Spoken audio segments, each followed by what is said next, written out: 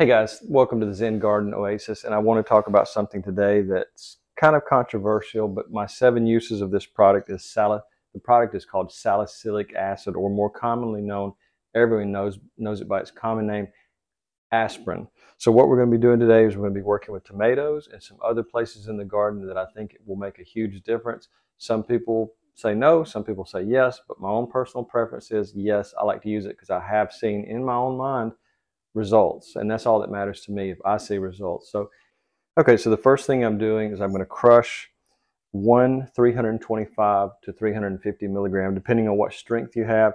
I've got 325, so I'm just going to take it in this muddle and I'm just going to crush it into a powder. You can do the same thing with a blender if you don't have one of these. I just happen to have one in the pantry, and so I'm just going to crush it into a fine powder, and I'm going to add it to 1 gallon of water. So I've got some just room temperature water that's been kind of sitting out. And so I'm going to pour that in there. I'm going to shake it well. Since it's already in the powder, it's going to dissolve really quickly. And the first thing we're going to do is we're going to use it on a tomato plant. Now, what I'll say happens when you add this to a tomato plant, it activates the SAR response, a systemic acquired response in the plant, which means it boosts its own immune system to protect itself from fungus or disease. And so that's essentially what you're doing when you add this liquid to the base of the plant, to the leaves. You're activating the SAR response. So we're going to go out to the garden and do that to our tomato plant and do some other things as well. But that's the first thing I want to show you, is doing that in the garden. Now, what I will say is if you have an allergy to aspirin, you're allergic to it, don't do this and don't apply it to your vegetables you're going to consume. I would just say avoid that at all costs, because some people are highly allergic to things where other people it doesn't affect them at all, like peanut butter. I love peanut butter. It doesn't affect me, but other people, it could send them to the emergency room. So if you know you have an aspirin allergy, just avoid doing that. So I'm going to put this in my pump sprayer. It's completely dissolved, and I'm just going to add this to the pump sprayer, so I can head out to my few remaining tomato plants that are not doing as well as they once were because of the heat and the end of season. I do, however, happen to have 1 tomato plant that I've planted for the fall, and I'm hoping to get some tomatoes off of that before the end of the season, before we have our first frost. So this is ready, and we're going to go out to the garden and we'll treat our tomato plant and move on from there. Okay, so this is my tomato plant that I have in my wicking bucket, and if you haven't seen that video, I'll put a link at the top that you can go back to and watch how I assembled this wicking bucket. So I'm just going to spray the tomato plant, underside, top of the leaves, and this is more about prevention. You'll want to do this every 2 weeks during the growing season. And I'm just applying it to the point of runoff.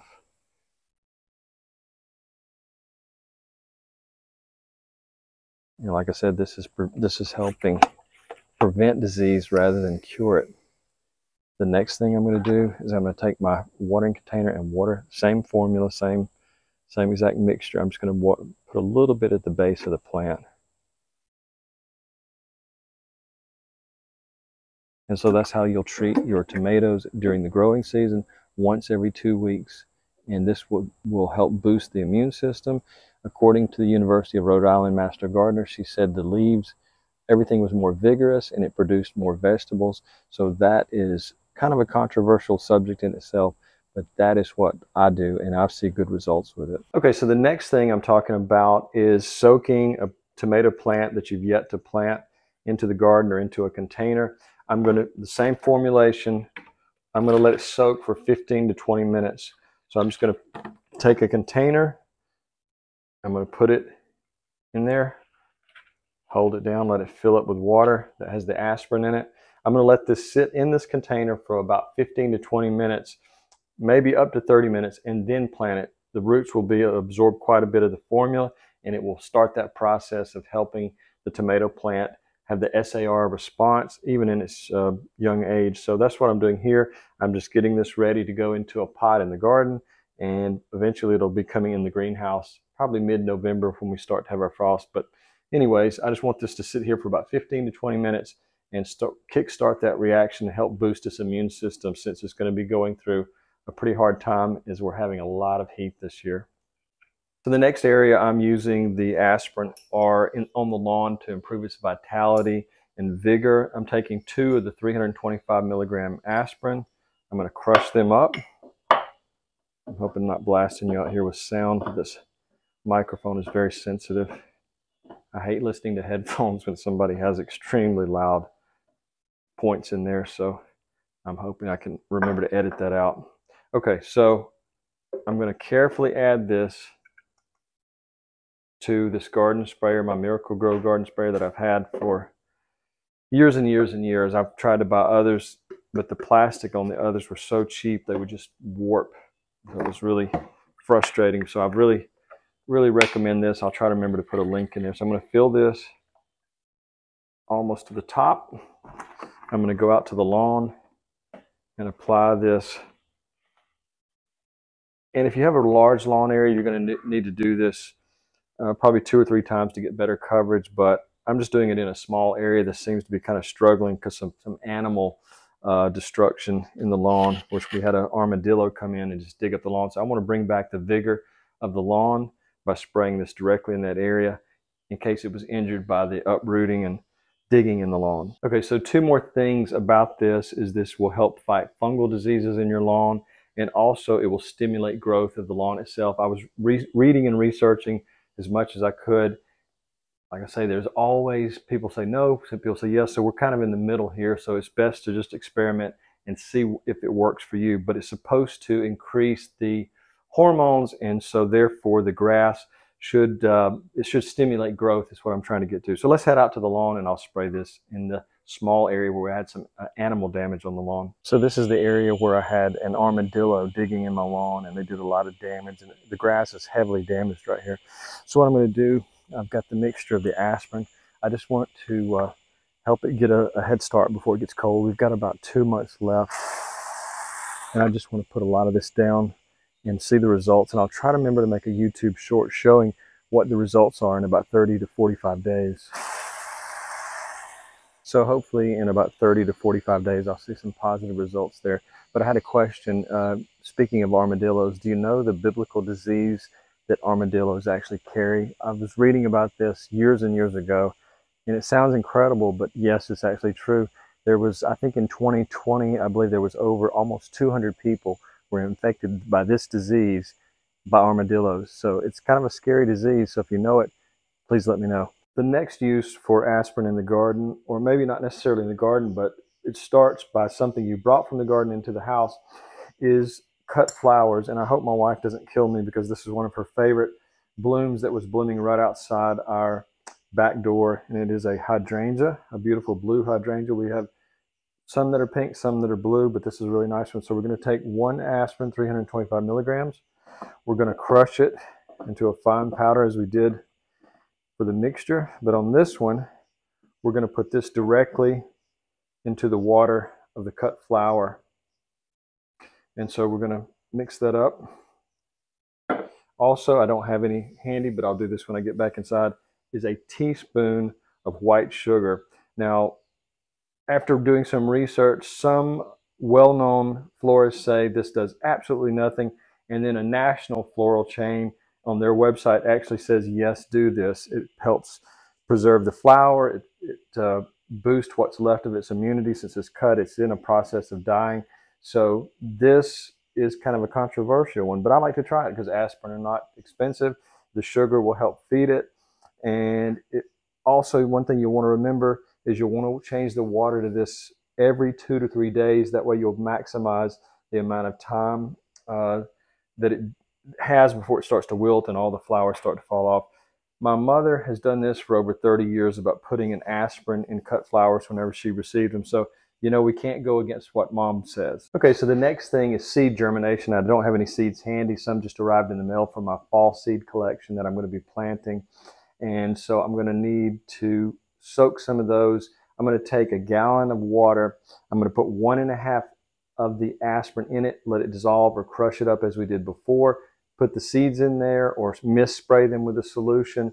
And that is supposed to speed up germination. And that's tip number, I forget what tip number it is, but it is a tip. Okay, so the next tip is crushing the aspirin and probably putting about 1 to 2 drops of water in there and kind of make a paste out of it. If you've been stung by a wasp, maybe a biting fly or something like that, maybe a small scorpion sting that's not the Arizona scorpions, but in the southeast we actually do have scorpions here, and just put a couple of drops in there and put the paste on the area where you've been bitten, and that will help relieve the sting and maybe prevent a little bit of swelling. But that is the next tip when using aspirin. Remember, don't do it if you're allergic to aspirin. Avoid it altogether, because even though it's on the skin, it can be dermally absorbed. So that's a thing you can do if you're stung by a wasp, bee, biting fly, horsefly, something like that. So the next tip is one that a master gardener, I mentioned it previously, in Rhode Island. She was a master gardener at the University of Rhode Island, and she did the formulation. She mixed it up, put it in her sprayer, and she not only did tomatoes, but she did squash, cucumbers, and I don't know if there was a fourth vegetable. Anyways, she said that she did this every 3 weeks. She oversprayed the garden, and her plants produced more vegetables. They were healthier, less disease. So a lot of people in the community, the gardening community, say this was just a fluke. There's no scientific evidence, but she said that it worked. It helped her garden. So it's up to you. You can experiment and see if it works. If it doesn't, never try it again. But I'm going to do it every year because I have seen good results. And so I would try it and just see how that works for you. So this goes back to the seed germination and soaking your seeds, not just tomatoes, but supposedly you can do this with your tomatoes, your cucumbers, your squash, your zucchini. Soaking the seeds in the solution and then drying them off is supposed to help with disease resistance, if I can get that out there. So anyways, you can try that. I do it because I just want to give every possible chance for the seeds to be as healthy, the plants to be as healthy as possible. So I do it every year. I mean, it doesn't hurt anything, and it seems to work better for me. So I'm not a scientist. I don't do exact, measurements and take notes and things like that, but I just do what I think works best for me. So you should try it, and if you don't see results, yeah, maybe you wasted a little bit of time, but that's about all. So I'm almost finished. I'm going to head out and plant this tomato in the garden, and hopefully we'll have some results. I did the soaking, and one thing that I haven't mentioned is when you dig the hole for the tomato plant, I'm going to remove probably 2 or 3 of these lower limbs, and these little fine hairs you see on the side of the tomato, those will turn into roots as well, and hopefully we'll have time to produce some tomatoes before our frost.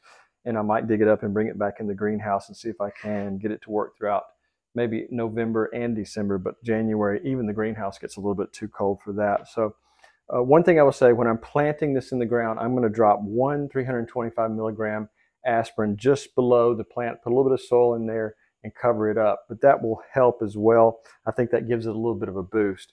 So lastly, I just want to say thanks for watching. I appreciate everybody who leaves a comment, advice. I don't know everything. I don't know anybody that does. So anytime someone leaves me advice, I tend to go and look it up. Someone left me a comment the other day about water droplets on leaves. So I went and researched it and found out that from what I could tell, they were saying that some water droplets on a fuzzy leaf or a leaf that has hairs on it is possible during the midday to cause a scorch on the leaf. Maybe true, maybe not. I've never did the scientific evidence. I've just always heard that that's a possibility. Smooth leaves, the plants, even in midday, the water droplets fall off. So anyways, I don't water in the middle of the day because I think it's a really bad idea. And the watering I do at night, it's actually root watering through the micro irrigation, and the water only goes to the base of the plant. I don't do overspray watering as I once did in my garden. So thanks for watching. I hope you'll subscribe and like. If you have any comments, please leave them. I'm always appreciative of every single viewer. Have a great day.